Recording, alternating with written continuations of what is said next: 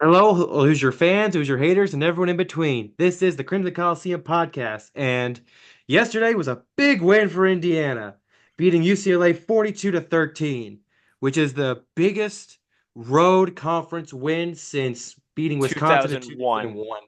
Yep. Absolutely ridiculous. And just Indiana did exactly what they needed to do to win this game. And Greg, if you could start talking about Yeah. the IU stats real quick. So Rourke threw for 25 out of 33 completion per attempt, 307 yards and four touchdowns. Justice Ellison had 10 carries for 47 yards and a touchdown. Tyson Lawton had 10 carries for 33 yards. And then the big, rack up of touchdowns was in the receiving core with Miles Cross getting six receptions for 90 yards and a touchdown. Omar Cooper getting four receptions for 58 yards and a touchdown. That's really good. And then Keyshawn Williams getting three receptions, 31 yards, and two touchdowns. Um, they did crazy well, and I was really concerned that we usually run it into the end zone, but we were able to pass it into the end zone when needed for this game, and I really liked that. We've done that before, but again, those are like FCS or really bad FBS teams. So Yeah. yeah. Yeah, like what I liked about this offense is Curtis Rourke looked like he looked surgical on the that back end, Oh yeah. and UCLA strengthens in their D line and their run defense, and Rourke just picked apart that secondary easily. Yeah. And then speaking of defense, our defense, while they did give up some points, and that's totally fine, Sig was still pissed about it, but they did come back with a fumble and an interception. Amari Farrell got the interception, a tackle for a loss, a sack, three solos, and then six tackles. And then Aiden Fisher had a pass defended, four solos, and then nine tackles. And then there was a fumble, which Kamara actually recovered. So yeah, Yeah, that was awesome. It was on the first UCLA offense drive. Crazy. yeah, like the first play they were going the O line and the running back thought run, Garbers thought pass, and it knocked out like the running back basically knocked it out of his arm. Yeah. But But going on to UCLA, Ethan Garbers, 14 to 23, 137 yards, an interception, and a lost fumble. They don't count the second one, that second the missed snap that he recovered. I think because ESPN didn't even count that play when I was looking at the total plays. But Oh, dude. that was a weird thing. But he did not have a great game. TJ Harden played the best game for UCLA. Four rushes, 48 yards and a touchdown, and four receptions for 41 yards. And not much else from UCLA offense. Defensively, Kenny Madaro, nine tackles, eight of them solo, and three tackles for loss. And then Oluwafemi Oladejo, seven tackles, and three of them were solo. Like UCLA did not play great at all. IU's defense was outstanding. Offense was great. There's not much you can't hate on. I And with think, the oh, sorry, go ahead. yeah, with the you can speak on something, Greg. I was going to say, I think in the first half, they actually had us with the run game. We weren't able to have too many breakout runs. A lot of our third downs were recovered uh, by, by passing. Sorry, I forgot the Yeah, yeah, word yeah, for you're passing. good. Yeah, And in the second half, we did get them with more of those breakout runs that we're used to seeing from Justice Ellison and Tyson Lawton and Kaon Black. analyze your green too. Yeah, I liked that. Oh man. Yeah, and I expected the run game not to be as great whenever they were talking about UCLA having a top ranked run defense in the country last year. But IU did what they needed to do. Just team stats. You can go into team stats real quick. Yep, sorry. Here we go. So, we had 62 plays and it was divided up pretty well. We had 33 passing, 29 rushing. We got 430 yards, but this is where it's a little uneven. 307 passing and then 123 rushing, showing we can do both sides of the ball because we did run a lot the past two games before UCLA. We went 9 for 12 on third downs, which is just crazy compared to the past few years. And then 0 and 1 on the fourth down. I remember that fourth down. That was my friend and I were just like, dude, this early, this is crazy. Yeah, I did And not. I didn't like that play call. I didn't like it. I think it was like 4th and 6, and I I I legit looked at my friend and I was like, someone get this guy on the Lions as the Lions head coach because the Lions always go for unforced down. think they just. Um, I think they did a fake punt in their own territory and got it too. Today? Yeah, today. Oh, I think, I haven't watched the game. I think is what I heard. And then there were 14 penalties out of 127 plays, which we'll get Well, to in a well, second. yeah, 14 penalties, 127 penalty yards. Okay, my bad, my bad. No, you're good. You're good. For UCLA, they did 50 plays, 24 passing, 26 rushing, for 238 yards, 142 passing, 96 rushing. So pretty even for them. 2 for 8 on third down. They got their fourth down conversion, and they committed 2 turnovers. Um, it just is what it is. IU dominated on the road, but that's what it is. Just for some pros and cons, real quick. From what I saw, the passing attack looked surgical, looked great. I keep using that word, but I don't know what to say. Like Rourke had the middle of the field to play with, and UCLA just kept letting him have it. The offensive game plan worked perfectly. UCLA probably game planned them to run the ball a lot because that's what they showed a lot in these last 2 weeks. But them going out passing first put them on the back foot and really led to uh, a lot of great things. Defense I think, played pretty well, even with the ref ball. And Yeah. we'll get into it. And then the University of Ohio connection. Curtis Rourke to Miles How's Cross. Cross? Dude, that connection was like anytime he was in a panic and the first few reads didn't hit, once Cross was open, boom, right to him. And I loved that so much. Yeah.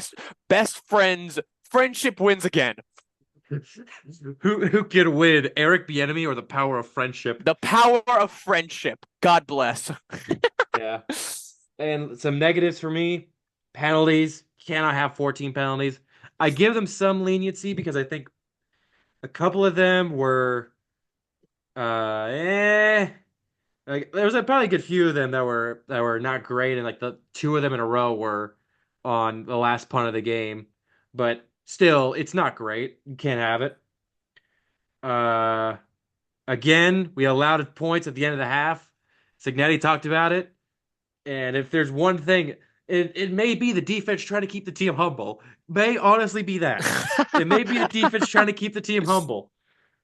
Uh, but it's got to get fixed up during whenever we get back to Big Ten play Mhm. because we have not I don't think we've won the coin toss at all this year. I haven't seen the coin tosses. Like when you go up for the band, you can barely hear Yeah, them speaking.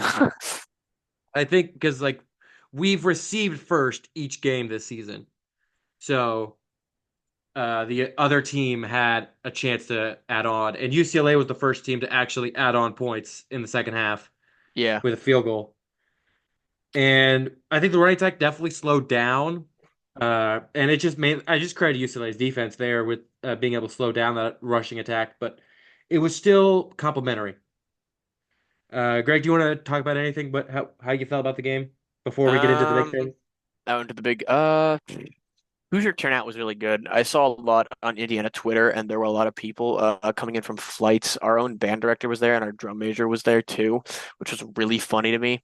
Um, there were even a lot of posts on Twitter where, like, near the end of the game, IU fans were chanting like "Hey, goodbye" or whatever, I heard and that over the broadcast. I that was heard, so funny. yeah, Um, in total, though, I'm busting out the calculator real quick. Sorry. So we had 77, I think, plus 30, 31. uh 31, and then we just scored 42 in that game, right?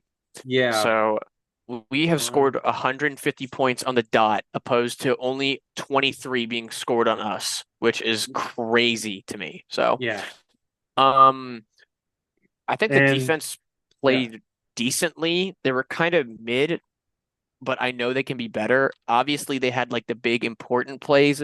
Also, they didn't really talk about this. Like Curtis Rourke was good, but there were a couple throws where like I had like a heart attack and I just needed that thing to hit the ground. Otherwise, it was gonna get Yeah. grabbed, you know? Yeah, there was one that where cornerback had it in his hands Yes. Oh my God. and it knocked out by his teammate, which Indiana kind of returned the favor with Aiden Fisher a couple times, having two near Yeah. interceptions. He'll get it Uh, next time. Don't worry. and before we wrap this up, I have one question that's on probably everyone's mind. What is targeting? Like this is gonna be the first rant I have on this podcast, but what is it? Legitimately, if the rule is targeting is using the crown of your helmet to hit the head or neck area or contact the head or neck area against a defenseless receiver, and that's the two prep ideas for targeting, then it's not to the spirit of the rule. Because Aiden Fisher got speared on that interception. No targeting was called. And CJ West probably had the second softest targeting call I've seen in my life. What are you talking about? What about the D'Angelo Pons one? I understand the D'Angelo Pons one a little bit better because I've seen that get called as targeting a lot. I was Uh, just really mad because his head didn't yeah, even like it was not the crown of his helmet. It was his damn shoulder. yeah, it was the shoulder, but where it was a terrible throw by Garbers. It was a hospital pass, and he got rewarded for it. But that is one thing that is it would be a personal foul, 15 yards, hitting a defenseless receiver in the NFL. So I'm not as mad at that, but We can officially call him Ethan Garbage now. he was Ethan Garbage. But what sucks about this is that CJ West and D'Angelo Pons Won't play the are beginning of the out. Charlotte one, right? They'll be missed. They'll be without them in the first half of the Charlotte game. That's okay, honestly. I'd Yeah, rather take it on this one than on like the next one. If anyone gets yeah, targeting next game, though, I'm gonna be pissed. yeah. You'd rather it be in the first half if they're going to get targeting. But Well, no, I more have meant like for the. yeah, It's cool that they're out for the Charlotte game. It's whatever. yeah. And it's just if I had the control of targeting, it would be forcible contact to the head or neck area. Period. Like forcible contact to the head or neck area and not trying to tackle, not trying to make a play, not trying to make a football play with forcible contact to the head or neck area. That is what I would call targeting. Did And you remember that roughing the passer call on like? oh yeah, that was terrible too. That I was so mad by He that. was in a passing posture. No, Passing. dude, that was so BS. Like If and one of my friends was like, "Oh yeah, it's because he put his weight on him when he like took him down." I'm like, "What do you want me to do then if I'm playing football? You want me to just shove him to the ground? What if he yeah, gets up and makes a play?" like I remember whenever I think it was the 2018 NFL season when Clay Matthews was getting victimized by the refs on that roughing the passer stuff. He actually got it on a sack, funny enough, against Washington, where he tried not to. He had his arms out and everything, and he still got called for it. Oh my Like he God. tried his hardest, and he's like, he's just like, what am I supposed to do? That and it's just that is the question I asked all. Like I was telling him, I was like telling the TV is like, what are they supposed to do? Like, All and right, we got to IU bring had back. We got to tackle the refs now. like Kurt Signetti is a much more patient man than I because Yeah. I would have ripped into him. Like I would have not had a voice today if I was coach was if I was the head coach. Like that was uh Did you see that one clip of him just saying the F word on accident, which was really like there was a flag called and he just went, "Oh," and then he just said the F word. Like you yeah, can see him mouth it. It's so funny. Kurt Signetti has just been a meme resurgence for IU football. No, he's what we needed. He's a meme Yeah. guy from Pennsylvania, and I love it. He just his utter disdain at the concept of penalties Yeah, is just hilarious. Like, and then the flippin' the DJ graphics that showed up at the beginning of the game. the Did you DJ. see? I No. got it. I'll send it to you. But Okay. they basically photoshopped Kurt Signetti as a DJ for like because like he was turning around the programs like a turntable. Mm, nice. It's absolutely hilarious. Surprised like it hasn't been memed more. But like how he like they put CDs in his hands and everything. It's hilarious. All right. But Last yeah, thing that we can get out of here. Breaking news, the new AP poll is out and we mhm, got 13 votes. We're not in it. Solid amount of votes for beating UCLA handedly. Illinois is in it though at yeah, 24, which I only think is because of the amount of people that lost. yeah. I And don't think they beat number 19 Kansas, which is good. but Kansas. but Kansas, ugh, Yeah. they may not be as good as we thought. Well, But they're only in there because Arizona fell out, and like so did a bunch of others. So Boston College fell out, like that's why. yeah. Um.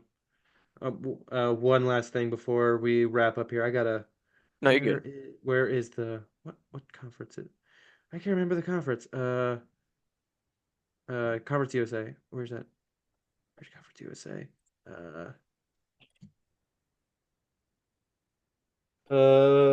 Sorry. Trying to find the FIU if FIU played last week, how they did. They played yesterday. I think they lost. I'm pretty Dang sure. it. I was trying to see because like trying to help IU's cause. Like they're not actually that bad, guys. Let me double check right now. I think they played FIU. Yeah, they just played FAU and they lost. They were at FAU 38 to 20. Ah, Um, yeah. that sucks. But for my players of the game, offensively, Curtis Rourke, Mhm. obviously. Dude was efficient. I think he could contend for all Big Ten team this year. Yeah. Pretty easily. Defense, Amari Farrell getting a sack Hmm. and an interception. And then Nicholas Radicic, obviously, for special teams. He actually Yeah. has made, I was looking at the stats, he has made the most extra points in the Big Ten so far this year with 21. He's a per, Nice. he's a perfect 21 for 21. And IU has scored the most passing and rushing touchdowns, I think, too. Let's go, Nico. Wow. Nice. Yeah. And shout out Alejandro Quintero. Um, he stepped in for Derek McCormick for kickoffs. Uh, He had the one flag, but that's okay. You know, yeah, it happens. and also like I think all but one return was the special teams unit stopped him within the 20. Yeah, that was good. So so good game from him. Basically based on that, UCLA kicker was not as good. They just Yeah. put it at that. Missed a 41 yarder, That was and crazy. but but honestly, just going back to the defense real quick, the two times we had targeting, it resulted in field goals, which is a great sign. Whenever stuff like that changes, whenever a targeting call happens, and why I am much more high on this team than previous years, because we both experienced this in 2021 when our best player on defense, Yeah. Oh my that goodness. whenever McFadden got ejected for Yeah. targeting, which was probably the worst targeting call I've seen in my life. Brother got pushed into the quarterback by the O lineman and barely hit his head, but that's beside the point. Uh, that changed the season for Indiana, really. We were up multiple scores on Cincinnati, and that just changed the season. Cincinnati got Tom Allen fired, essentially. I wouldn't say that got Tom Allen fired. Yeah, ever since Micah McFadden targeting, it changed the trajectory of life. But hey, that led to Kurt Signetti being here. Yeah, So, yeah, you're t- damn right. and they're going to keep playing that clip in Assembly Hall for if IU continues to be good, they're going to keep playing that clip for years Yeah. All because right. Purdue sucks, and so does it Michigan and Ohio State. All right, gonna wrap it up here. Make sure to like, comment, and subscribe. Share on all platforms, and ask yourself, why is Charlotte called the 49ers? That's our next opponent, the Charlotte 49ers.